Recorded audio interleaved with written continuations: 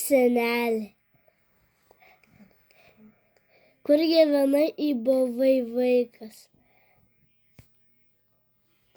Kai buvau vaikas, aš gyvenau Tauragėje, nes gimiau Tauragėje.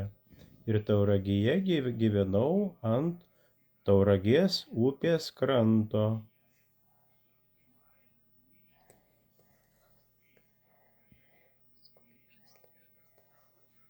Su kokiais žaislais tu žaisdavai?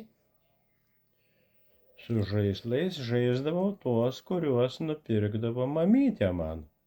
O tais laikais žaislai buvo labai paprasti. Arba meškutis, arba dėlionės visokios būdavo žaidimų, arba su dviračiu labai daug mėgdavau važinėti ir važinėdavau tenai, buvo aikštė prie Tauragės bažnyčios. Tai aš visą laiką su tuo dviratuku ir važinėjausi.